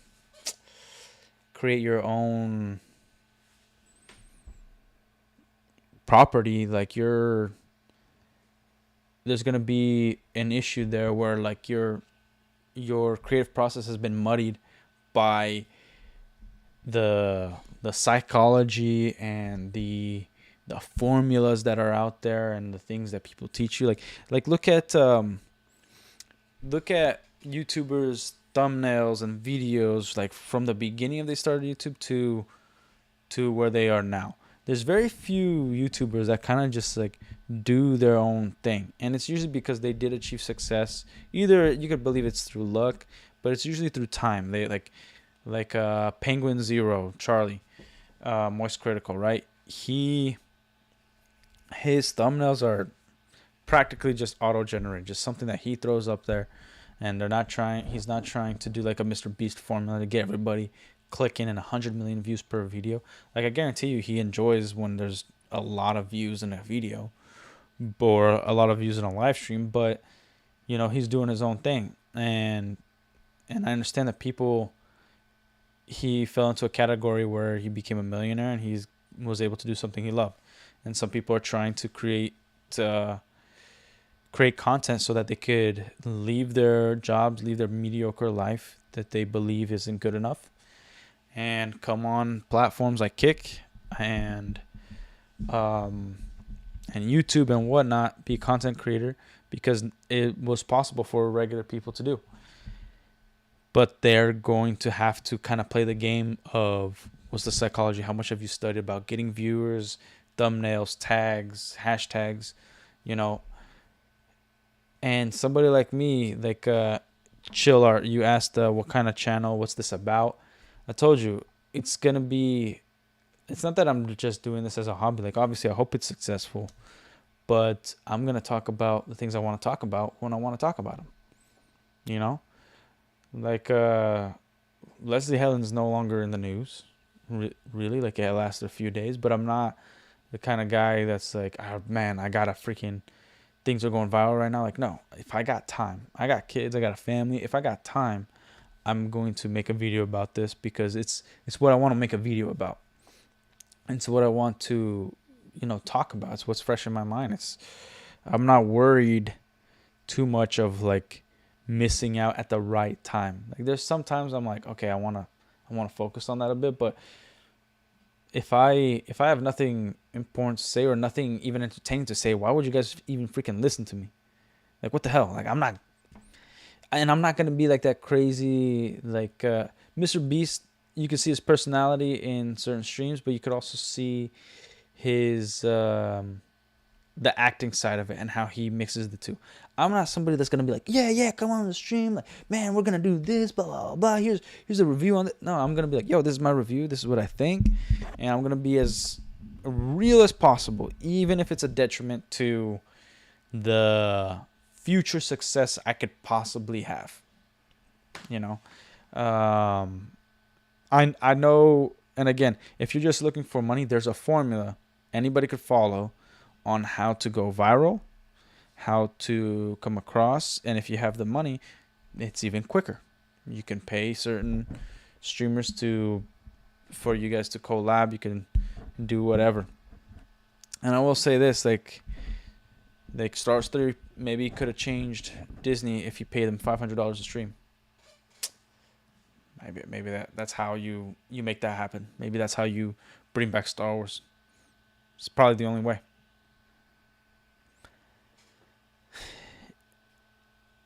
If you guys don't know that, like I said, go follow Theory. Solid dude. Yeah, and he makes good content, man. He makes some solid content. I've been following Asmongold even on Kick. It's I find him to be interesting. I don't know what it is about him, but there's something that's very interesting. And seems like a solid dude too. I don't like the whole hoarder vibe, you know, like throwing food on the ground. But, you know, if he ever wants to get married, he'll find a good girl that will turn him around. You know, make him not be so retarded when it comes to that aspect of his life. Be a little more clean. You know, and like I said, like I'm from Brazil, and there's two things that will kill a relationship for any Brazilian. And I'm talking romantically. They're dirty or smelly. Like, even in jiu-jitsu, I will freaking tap to somebody who smells bad. I'm like, no, get out of here. Tap, I'm done. Our fight's over. And they're like, dude, all I did was have neon belly. And I'm like, I don't care. You stink. go to hell. We're not doing this. You gotta go home, take a shower before you get all sweaty up around people, man. That's freaking ridiculous. Nasty, man. But yeah, just like the Sand People. One thing you could say in relation to Star Wars, it will teach you that across every single universe, Sand People are a problem. They cause a lot of problems. Man, do you guys remember when I think it was, what was it, Boba Fett Mandalorian, where they try to make the Sand People empathetic or sympathetic? They try to make you feel bad for them, and it's just like, why would I feel bad for something that sucks? These guys, like, literally, if anything, they were a massive contributing. They are a contributing factor to Anakin turning to the dark side, and the entire universe going under the regime of the Galactic Empire. Like, it is their fault. So, just remember that. And man, I've been cleaning out, not my closet, but cleaning out my, like, some boxes, just trying to get things organized. And I found so many Star Wars books that I want to read again. I have 5 out of the 9 X-Wing series Star Wars books. I enjoy like stories like that, even in the Star Wars universe, where it doesn't really deal with Jedi and Force abilities, but the Force is around there. It's actually one of the reasons I didn't enjoy Andor too much. Like, Andor was, like, one of the things I said, like, it's cursing. I can't remember if they actually cursed in there, but they were a little too explicit. It's something I mention a lot, where in terms of storytelling, there's a time for exposition, there's a time to be explicit and be like, this is exactly how I feel, this is exactly the words I need to use, and let you know so you can understand this. There's a time to do that, when there's never a time to pretty much look at the camera and tell the audience, like, this is how I feel, and it's only for the audience's sake and not for a character they are having a conversation with.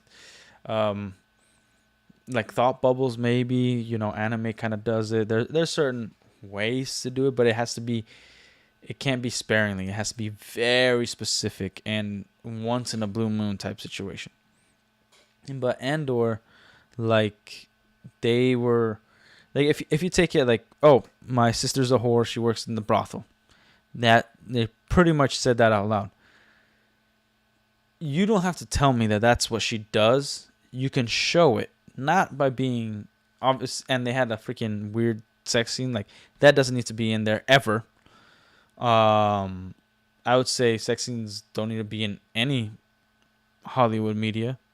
Like, they don't serve any purpose other than getting you hard and, like, having something nice to look at. They take away from the story most of the time, or all the time almost. Even in Game of Thrones, they took away from story. But you have Andor, where they showed a sexual scene and explicitly draw attention and said what she was, a hooker, right? In Return of the Jedi, we understand all that without a word spoken. You go to the Hutt's palace, there's dancers there, half naked. And this is a kids-ish movie. He enslaves women and puts them in awesome bikinis. And he is having, like, there are just animals there, like, just bounty hunters, whatever, like, scummy people. And then freaking Jabba is smoking a hookah. And then in the middle of everybody, he's okay. I don't know if he was gonna eat. Like, I need to read up on the expanded lore on that. If there isn't, I can't even remember if there is. But I don't know if he was gonna eat the Twilight chick or he was just gonna do her right there. Have no idea. Can't remember. But it seemed like it could have been both, and it was gonna be in front of everybody. So yeah, I believe that there's like, without any words and still having an innocence and purity in the forefront, where like a kid won't be able to, they would just recognize that this is a bad place, but that won't enter their head as they watch that. Maybe when you're a teenager, and then obviously as an adult for sure. That's when it's like, oh shoot, this is like a freaking strip club. This is, like, Java's got it going on. You know what I mean? Like, that's when you'll figure it out. But like as a kid, you'll realize, oh yeah, this scene is just, this is Jabba's life, and he's a scumbag, and that's it. Like, even if you didn't watch A New Hope, the special edition with the CGI Jabba, and that's the first time you see Jabba, yeah, you already believe like this is a freaking terrible creature. This is a bad guy. And there's no subtlety in Andor. It was a little too slow, yeah, but they did it right by showing a competent Empire. And oh yeah, we did get a season 2. I remember season 2 was very forgettable, and it wasn't as well written as the first one. But overall, they did a good job with writing. It's just, it was too far from Star Wars. They didn't, even with the EU books, that they didn't dive into Jedi, and it was like about the X-Wing pilots and whatever. The Force was still very much present. The elements of Star Wars, the Force, the Council, the Republic, how things work, all those elements were still a part of it, even though you were following a pilot or you're following some farmer. You're like, there was these little stories that the elements were there, that this is the Star Wars universe. Or the only thing that made it feel like that was actually the Stormtroopers, the Empire, and the side stories. Like, funny enough, Juan Solo, he was the least interesting part of the entire show. Like, it was, everybody was more interesting than that. The side characters, the Imperial officers too, even like Stormtroopers it was more intriguing. I want to know what they were doing. Like, I want to know what the security guard's life was like more than I wanted to know what happens to the main character. And we all know he dies at Rogue One. So yeah, it's like there's things obviously they didn't think through, but whatever, man. Like, they did an okay job, and I think that's probably the only thing I can actually give like a legitimate praise to, that that they did right in terms of Disney Star Wars. In no way, it's like half right. It's like, if I'm gonna rate it as a show, it's a good 6.5 to 7 out of 10. If I'm gonna rate it as a Star Wars property, Star Wars show, it's probably gonna be a 4 out of 10. There's issues there of like what makes Star Wars Star Wars. There's a clear-cut formula of what is Star Wars and what isn't Star Wars. It's like there's a debate in the comic world in terms of movies, like what makes Superman Superman? What is the definitive version of Superman? It's the definitive version of Spider-Man. I think Spider-Man, there's been more debate on that one, just because we've had like 3 different iterations of live action movies of Spider-Man. And it's like, okay, like, just because I enjoyed this comic, why can't we adapt this comic? It's like, well, there's certain elements that will always be Spider-Man, and why he would act in a certain way. Because it's like, okay, you could change his backstory, you could change who his parents were, you could change certain things, like to make Peter Parker different, but then it's no longer that Spider-Man, and that's just a guy named Peter Parker has a Spider-Man suit, and we call him Spider-Man, but he's not gonna act the way Spider-Man. Like, one thing throughout the comics, Spider-Man acts in a very specific way. He makes jokes, he becomes more confident because he's always been nerdy. Okay, boom. Tries to do the right thing after committing failures in the beginning of being Spider-Man. All right, so you take that character. How do you get to that character? Okay, well, definitely not cool in school. He was getting bullied, so that is gonna have a factor of his behavior. Where maybe where he gets his anger from. he doesn't have parents. He lives with Uncle Ben and Aunt May, so that's gonna have a bearing where he feels a little bit alone, and then he's gonna feel even more alone because they are older, and they can't really relate to him. So there's a lot of issues that he's gonna bring to the table that they're not even gonna be able to handle. So then he's probably gonna become a quieter kid. Having a rich best friend, if you're gonna implement Harry while he's a teenager versus when he's an adult, you're going in high school.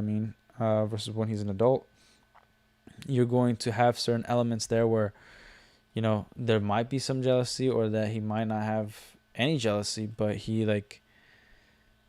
has certain ambitions, so it might lead to other things. There's a lot that can go into in making the character that character. Superman, he's the symbol of hope. That's something that's been throughout every comic. He always does the right thing. He's never sex, popularity, money is never in his forefront. All he cares about is being a good person and helping others. And yeah, so that's every comic, every universe, you have to follow a set of rules and laws that and elements that make that universe like that. That's why when you see not only just Disney Star Wars, but you see the DCEU, and then after Infinity War Marvel, it's no longer, even Marvel after Infinity War, it's nothing what it was before. Not even because of how badly written everything is, but they took away all the elements that made Marvel, and it seems like a whole nother timeline and universe with all the movies they've been coming out with now, because they don't think about the world building and the lore. And then you take James Gunn Superman, and everything he did, he made that character much different. He made Clark much different than any other Clark we've seen before. He made him retarded, but that's one element. But he did change it, and the issue with the Acolyte that we saw was that you're switching things to fit your story instead of understanding the world that came before it, and then creating a story within those rules. You have to follow rules when you're dealing with an established property. Okay, that's the number one thing you should if it's a original story, you get to make your own rules. Go ahead, man. And then hopefully it's good enough where you create fans. You're going to get viewers. Okay, so there's customers, there's clients, there's viewers, customers, clients, and then fans. Fans is the pinnacle. You're a fanatic. You might like Star Wars, but it doesn't mean you're a fan. People say, oh yeah, I'm a fan of Star Wars. People throw around fan way too often, because fan means fanatic. You're going to buy merch, you're going to create content, you're going to buy toys, you're going to collect cards, toys, video games. You're going to base so much around the thing that you're a fan of. Your wall decorations, your Christmas ornaments. That's a fan. You get that? You got your viewer who saw it and made it enjoy it. Then you get a customer who saw it and they're going to engage in purchases for their kids, for whatever, and just oh yeah, I'll buy this Star Wars shirt. It's a shirt. I need a shirt. I need a workout shirt, and Star Wars is all right. Stuff like that.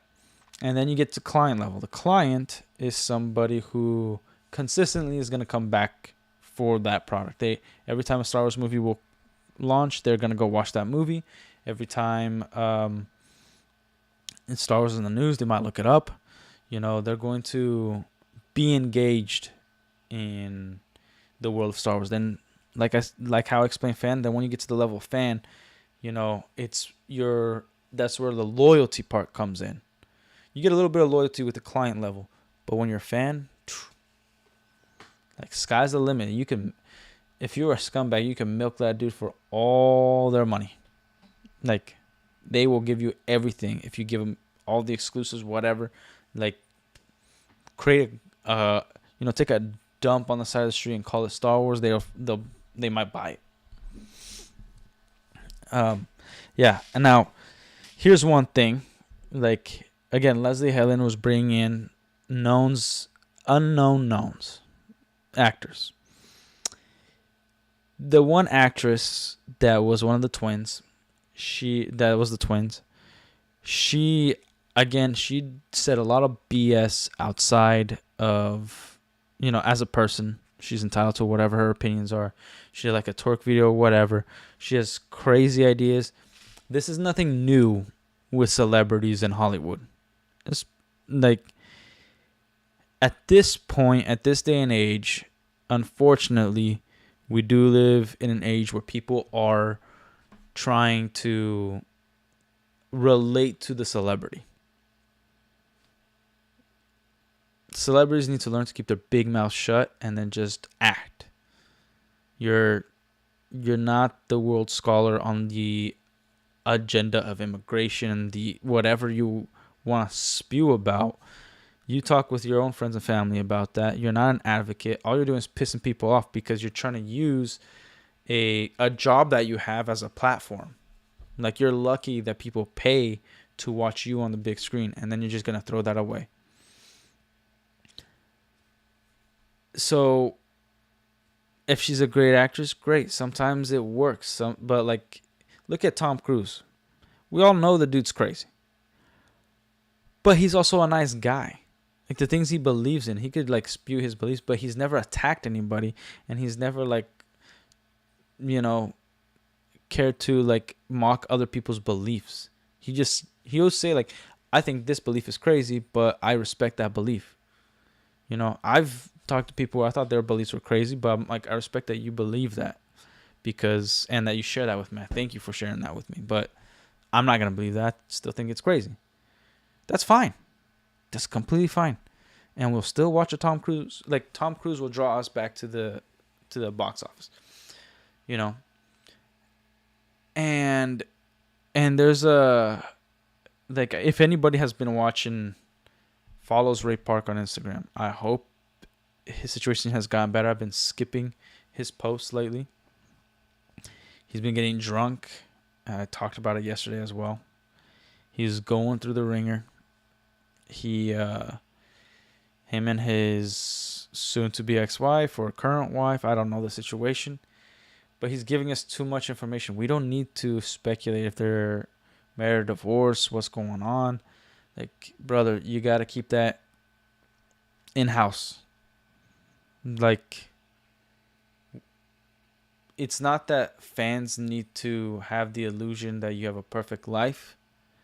It's the fact that you need to have your own personal life. And it's all right. Like, somebody going on a celebrity going on a podcast talking about the things that they went through, the problems they went through, whether good or bad. Like, it's good to hear, but it's always after the fact, because you have to go handle whatever's going on, and then you got to use social media, your platform, to show that, like, you care about your fans. Which Ray Park is one of those celebrities who, like, talks about, like, speaks up once in a blue moon about crappy movies, or business, like Hollywood choices that he doesn't like, and it's always based off crappy storytelling. But he cares about the fans. They're like, oh, you're a fan of Darth Maul? I played Darth Maul. Like, I hope to see you at a con. Like, let's take pictures. Let's talk about Star Wars and being Darth Maul. Like, awesome, man. Great. And then you're using the same place where people are looking to see what your channel is about. That it's about you talking about comics, talking about, your celebrity status, and showing that you're Darth Maul, you're Snake Eyes, you're Toad, and using your job to promote other things that will help you in your career. That's fine. And if celebrities want to open up their own personal account and talk about like Ray Park, my life and problems, my real life. Okay, do that. Like, I still don't recommend it, but he's like I'll tell you about my experience when I first saw that, like, he was getting unhinged, and I want him to get better. Like, I still think he's a solid dude, from everything I've seen. It's just he's not handling his own personal life well. I woke up one night right in the morning. I'm here on the East Coast. It was probably like 8 in the morning. Slept in a little bit that day, and I put a post. Like, literally, I opened Instagram, and it's I didn't stick around, but it was, from what I've heard, it was his wife, sucking either him off or some other dude off, and I was like, whoa. And I checked everything. I'm like, am I on did I click on some advertisement or whatever? No, it was just straight up on Instagram. Like, what? Like, dude, I was freaking shocked. And then they had that whole issue. And obviously he didn't get any more roles in Star Wars after that, which probably is the factor. I don't think you should lose your job based off how you handle your personal life, but certain things of how you handle it will affect your professional life. That's just a reality of the situation. Like, if I hired an actor and then they're gonna post porn on a regular, what's supposed to be a regular app that anybody can get into, that I'm gonna assume that's gonna affect the box office results and people wanting to watch that movie. And so then I might not hire that guy again, or I might wait till they get out of rehab or work, whatever. I'd still try to talk to him, be like, yo, what the freak is happening? And then now, like, again, it's vague enough, and I'd have no idea what's going on, and I'm not supposed to know what's going on.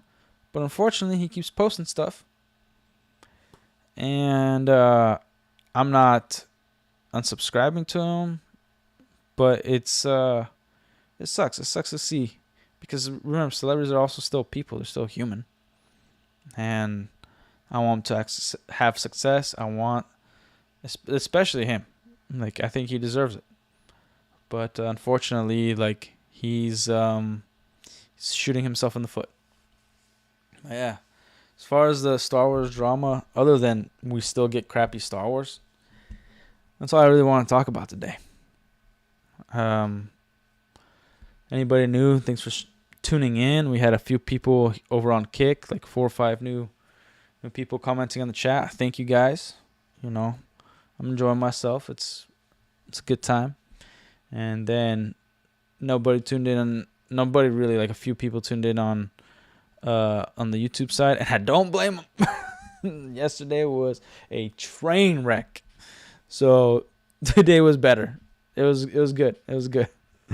But thanks for tuning in, guys, and I think that's the end for this stream. I'll catch you guys tomorrow, hopefully.